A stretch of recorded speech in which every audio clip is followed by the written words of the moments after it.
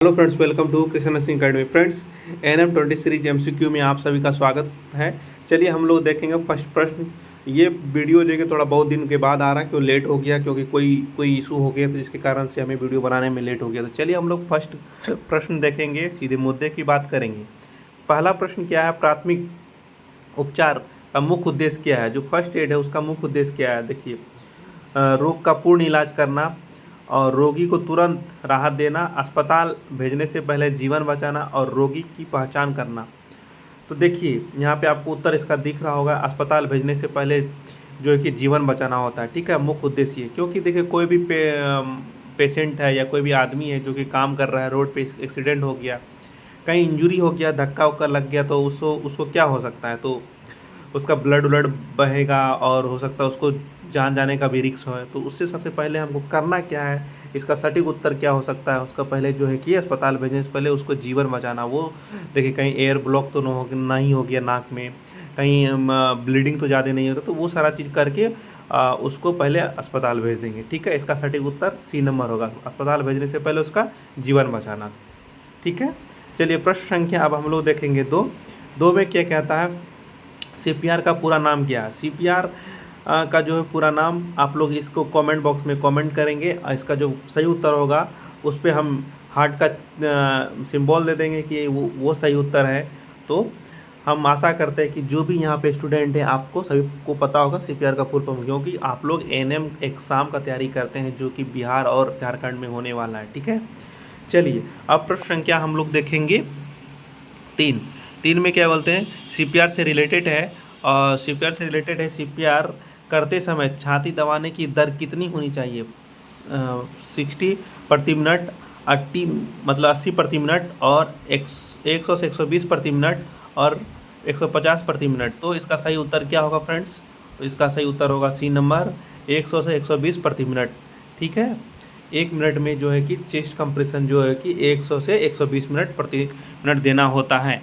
चलिए अब प्रश्न संख्या अब हम लोग 4 देखेंगे। प्रश्न संख्या 4 में क्या है, बहुत इंपॉर्टेंट प्रश्न है, कई बार एग्जाम में पूछा गया है, इसको आप लोग ध्यान से देखेंगे। अगर किसी व्यक्ति को जलन हो गई तो सबसे पहले क्या करना चाहिए, मरहम लगाना चाहिए, कपड़े मतलब निकालना चाहिए, ठंडे पानी से धोना चाहिए, तेल लगाना चाहिए। तो इसका उत्तर क्या होगा, कोई व्यक्ति को देखिए अगर जलन हो गया, बर्न हो रहा है, तो उसको ठंडे पानी से पहले धो देना चाहिए। ठीक है, वो सारा चीज़ तो बाद में, क्योंकि जिस स्थान पे जल रहा है तो वहाँ पे ठंडे पानी देंगे तो उसको राहत थोड़ा सा मिलेगा। ठीक है, चलिए प्रश्न संख्या अब हम लोग 5 देखेंगे। 5 में क्या है, नाक से खून आने पर क्या करना चाहिए। बहुत मतलब कॉमन सा प्रश्न है, इसका जवाब आप लोग दीजिएगा, क्या क्या करना चाहिए। तो आप लोग को सोच के रखिए इसका आंसर क्या हो सकता है। सिर को पीछे की ओर झुकाना चाहिए, सिर आगे झुकाना चाहिए, आगे झुकाकर नथुने दबाना चाहिए, लेटा देना चाहिए, कपड़े से नाक ढक देना चाहिए। देखिए सबसे पहले कुछ नहीं, जहाँ से ब्लड निकल रहा है उसको दबा के रखिए, जो नाक है ना, नथुने, उसको दबा के रखिए ताकि ब्लड रुके। सिर को आगे की ओर झुका के नथुने दबाना। ठीक है, प्रश्न संख्या 8 देखेंगे। प्रश्न संख्या 8 में क्या क्या है, सॉरी प्रश्न संख्या 8 नहीं, प्रश्न संख्या हम लोग 6 देखेंगे। प्रश्न संख्या 6 में क्या है, सांप काटने पर सबसे पहले क्या क्या किया जाना चाहिए। जड़ी बूटी लगाना चाहिए, घाव को धोना और टाइट बैंड बांधना, और घाव कटना और जहर चूसना। तो देखिए ये सारा चीज़ जो है कि अगर गांव में रहता है तो यही सब करता है, अगर सांप काट ले तो क्या यही सब करता है, लेकिन ये नहीं करना है, जड़ी बूटी और घाव को काटना नहीं है, जहर को चूसना नहीं। सबसे पहले घाव वाले स्थान को धोना चाहिए और वहाँ पे टाइट बैंड करना, एकदम टाइट से बांधना चाहिए। ठीक है, यहाँ पे देखिए इसका सही उत्तर B नंबर होगा, और घाव को धोए और टाइट बैंड से बांधना। ठीक है, टूर्निकेट से नहीं बांधना। आप लोग देखोगे टूर्निकेट जो होता है, हम लोग जिसे सैंपल कलेक्ट करते हैं, हाथ में बांधते हैं, उससे नहीं बांधना, क्योंकि वो एक्चुअली रबड़ का होता है, जिससे ढीला होगा आपका ब्लड सर्कुलेशन ऊपर की ओर हो जाएगा, तो इसके कारण जो सांप का ये होगा जहर, तो वो हमारे बॉडी में ब्लड में मिक्स हो जाएगा, तो जल्दी से रिएक्शन होने लगेगा। चलिए प्रश्न संख्या हम लोग 7 देखेंगे। 7 में क्या है, बेहोशी आने पर रोगी को कैसे लेटाना चाहिए। सीधा, सिर नीचे और पैर ऊपर की ओर, पेट के बल करवट। तो इसका सही उत्तर क्या होगा, सिर नीचे और पैर ऊपर की ओर। ठीक है, प्रश्न संख्या बी, उत्तर बी सही होगा। ठीक, प्रश्न संख्या 8 देखेंगे। 8 में छोटा घाव मतलब छोटे सा कट या घाव के लिए क्या करना चाहिए। जो हमारा छोटा सा कहीं चोट लग गया काम करते के दौरान, तो क्या करना चाहिए, क्या उपाय होना चाहिए। देखिए उसमें करना क्या चाहिए, साबुन पानी से धोना चाहिए, साफ मतलब बहता हुआ पानी जो साबुन है उससे धोना चाहिए और एंटीसेप्टिक लगाना चाहिए। ठीक है, इसका सही उत्तर हो जाएगा बी नंबर। चलिए प्रश्न संख्या अब हम लोग 9 देखेंगे। 9 में क्या है, 9 में देखिए क्या है, ये बहुत इंपॉर्टेंट प्रश्न है, कई बार एग्जाम में पूछा गया, आप इसको VVI लगा सकते हैं, वेरी वेरी इंपॉर्टेंट प्रश्न है। जो PSC की जनसंख्या कितने एरी मतलब जनसंख्या को कवर करती है।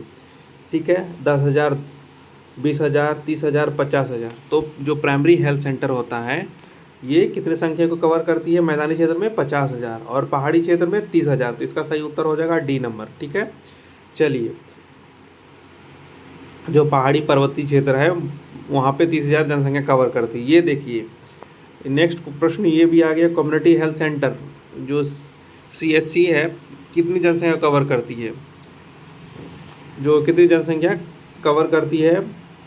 ये देखिए 50,000, 80,000, 1,00,000, 1,20,000। तो ये हो जाएगा आपका, इसका सही उत्तर होगा ये 80,000 मतलब 1,20,000। ऑप्शन में रहता है कि 80,000 से 1,20,000। तो जो पर्वतीय क्षेत्र होता है वहाँ पे 80,000, जो मैदानी क्षेत्र है वहाँ पे 1,20,000। ठीक है, तो ये दोनों प्रश्न जो कि PSC और कम्युनिटी हेल्थ सेंटर, ये दोनों आप लोग प्रश्न को याद रखेंगे। ये कभी भी एग्ज़ाम में आ सकता है, देखने को मिल सकता है, हो सकता है नेक्स्ट एग्ज़ाम में ही पूछ ले।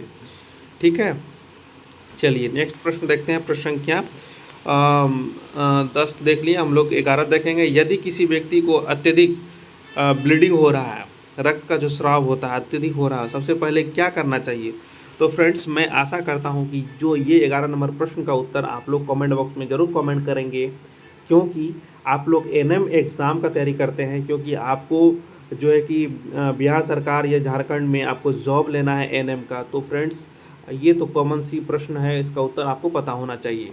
ठीक है, आप लोग बुरा नहीं मानेंगे, आप लोग कमेंट जरूर करेंगे। ठीक है, चलिए प्रश्न संख्या हम लोग 12 देखेंगे। जो आर्ट्रियल ब्लीडिंग की पहचान कैसी होती है, मतलब जो हमारा जो आर्ट्रियल रेडियल आर्टरी हो गया या फीमोरल हो गया, नर्व, बहुत सारा जो आर्टरी ब्रेकियल है, टेम्पोरल है, ये सारी, उसका जो वहाँ से अगर कट गया संयोग से, ठीक है, जो रेडियल आर्टरी वहाँ से ब्रेक हो गया, कट गया, तो वहाँ से ब्लड निकल रहा, तो आप लोग कैसे समझेंगे कि ये आर्टरी का ब्लड है कि ये वेन का ब्लड है। ये देखिए दूसरा वेन होगा और दूसरा आर्टरी होगा, तो कैसे समझेंगे। तो देखिए इसका जो आर्टरी का कलर किस तरह का होता है, यहाँ पे ऑप्शन में दिया है, खून धीरे धीरे बहता है, खून गहरा लाल होता है, और खून तेजी से और फुहारा की तरह निकलता है, खून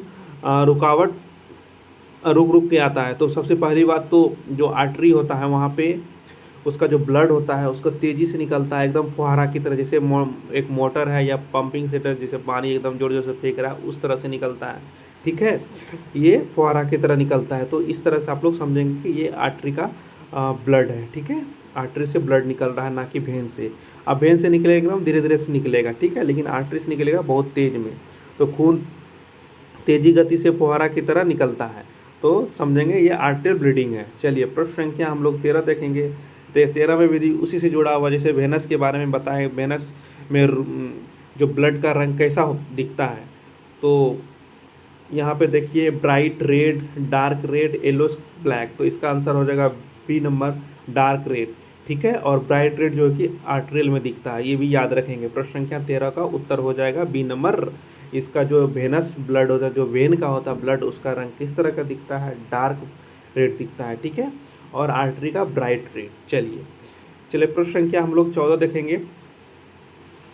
टूर्निकेट का प्रयोग कब किया जाता है, हल्की चोट आने पर या नाक से खून आने पर, अत्यधिक ब्लड श्रावण, रक्त श्रावण होने से, श्रव होने से, बर्न में। तो देखिए सबसे पहली बात तो कि टूर्निकेट से क्या काम करते हैं, उसको बाइंड का काम, का बांधने का काम करते हैं। कोई हैंड है, कहीं पे चोट लग गया, ब्लड रुक नहीं रहा, हालांकि टूर्निकेट से नहीं बांधना चाहिए, कोई टाइट चीज़ बांधना चाहिए, लेकिन जो ऑप्शन में दिया उसके अकॉर्डिंग हम बात करते हैं।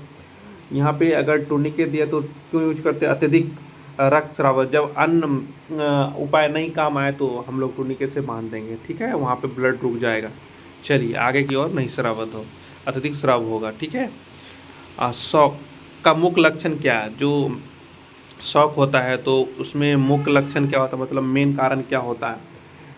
तेज नाड़ी और ठंडी त्वचा, गर्म त्वचा और लाल चेहरा, उल्टी दस्त, नींद आना, ये सब चीज़ नहीं है, ठीक है। तो इसका सही उत्तर हो जाएगा तेज नाड़ी धड़कना, और जो हमारा जो स्किन होगा उसका जो है कि कोल्ड हो जाएगा, ठीक है। तो इसका सही उत्तर हो जाएगा तेज नाड़ी और ठंडी त्वचा हो जाना। तो ये शौक का लक्षण है कि शौक कभी भी आ सकता है। चलिए प्रश्न संख्या, अब हम लोग बात करेंगे 16। प्रश्न संख्या 16 में क्या कहता है? शौक की स्थिति में रोगी को कैसे निपटाना चाहिए? सिर लिटाना चाहिए, सिर ऊपर की ओर, सिर नीचे और पैर ऊपर की ओर करवट कराना चाहिए, और पैर के बल। तो इसका सही उत्तर हो जाएगा सिर जो है कि नीचे की ओर करेंगे, पैर ऊपर की ओर करेंगे, ठीक है। प्रश्न संख्या 16 का सही उत्तर हो जाएगा सिर नीचे की ओर, पैर ऊपर की ओर। चलिए प्रश्न संख्या हम लोग देखेंगे 17। फ्रैक्चर, जो हड्डी टूटने में सबसे पहला कदम क्या होता है? जो हड्डी टूटता है सबसे पहला कदम क्या करना चाहिए? सीधा हड्डी को जो है सीधा करना चाहिए, हिलाना डुलाना चाहिए, या स्प्लिट लगाना चाहिए, इमोबिलाइजेशन, मतलब कहीं पे हड्डी टूट गया तो उसको स्प्लिट लगा करके इमोबिलाइज नहीं करना है, समझे, वहाँ हिलाना डुलाना नहीं है, ताकि वहाँ पे ब्लीडिंग ना हो, ठीक है। तो इसका सही उत्तर हो जाएगा सी नंबर। चलिए सी होगा। प्रश्न संख्या 18 देखेंगे। 18 में जो है कि क्या है, बैंडेज का मुख्य उद्देश्य क्या होता है? फ्रेंड्स, मैं आशा करता हूं कि ये प्रश्न का जो है कि बहुत आसान सा प्रश्न है, इसका उत्तर आप लोग कमेंट बॉक्स में ज़रूर करेंगे। ये नहीं समझना है कि ये इजी प्रश्न है, इसका नहीं करेंगे, अरे क्या बता रहा है, लेकिन हो सकता है कहीं एग्जाम में यही पूछ देगा, तो इसका जो है कि आंसर आप कमेंट बॉक्स में कमेंट करेंगे। जिसका भी उत्तर सही होगा उसके प्रश्न सही उत्तर को मैं हार्ट दे दूँगा। और चलिए अब प्रश्न संख्या 19 देखूँगा। 19 का जो है कि क्या है प्रश्न 19 में क्या, बर्न एरिया को ढकने के लिए क्या इस्तेमाल करना चाहिए? साफ, सूखा, स्ट्राइल कपड़ा, गॉज पीस। तो इसका सही उत्तर हो जाएगा बी नंबर, ठीक है। साफ, सूखा और स्ट्राइल होना चाहिए, ऑटोक्लेव जो एकदम इन्फेक्शन ना हो, और गॉज पीस होना चाहिए, गॉज होना चाहिए, ठीक है। यहाँ पे गॉज लिखा है। चलिए इसका सही उत्तर बी हो गया। चलिए प्रश्न संख्या 20 देखेंगे, लास्ट देखेंगे। लास्ट प्रश्न है, तो फ्रेंड्स लास्ट प्रश्न का जो उत्तर आप लोग ज़रूर कमेंट बॉक्स में कमेंट करेंगे। वैसे तो हम बता तो देंगे ही, और ठीक है। तो क्या है लास्ट प्रश्न, क्या है? फर्स्ट एड बॉक्स में कौन कौन सी वस्तु अनिवार्य होता है? मतलब जो फर्स्ट एड का जो बॉक्स होता है, ये देख मान के लिए है अपना फर्स्ट एड का बॉक्स, ठीक है। फर्स्ट एड का जो बॉक्स है तो इसमें क्या क्या चीज़ होता है अनिवार्य? तो यहाँ पे देखिए, इसका सही उत्तर हो जाएगा ए नंबर। बैंडेज होता है, सीजर होता है, एंटीसेप्टिक लोशन होता है, और सेफ्टी पिन होता है, ठीक है। 1 2 3 4 चीज़, 1 सेकेंड, ये आपका 4 चीज़ होता है, ठीक है, फर्स्ट एड बॉक्स में, ठीक है। फ्रेंड्स मैं आशा करता हूँ कि हमारे द्वारा ये 20 सीरीज का जो MCQ है NM सीरीज में आपको पसंद आया होगा। अगर हमारे द्वारा जो भी प्रश्न दिया गया है, अगर आपको लगता है कि हमारे एग्ज़ाम के दृष्टिकोण से इम्पोर्टेंट है, तो आप लोग ज़रूर कमेंट करें, लाइक करें, सब्सक्राइब ना करना भूलें। अगर मेरे द्वारा कोई प्रश्न का उत्तर गलत बताया गया हो तो आप लोग कमेंट बॉक्स में कमेंट करें कि सर आपने ये प्रश्न का उत्तर ये है, तो मैं इसका प्रश्न को हम नेक्स्ट वीडियो में हम बताने का कोशिश करेंगे। मेरा जितना बेस्ट होगा वो देने का प्रयास करेंगे। तो आप लोग मेहनत करना ना भूलें, अपना सिलेक्शन ज़रूर लें। मिलते हैं नेक्स्ट वीडियो में, तब तक के लिए जय हिंद।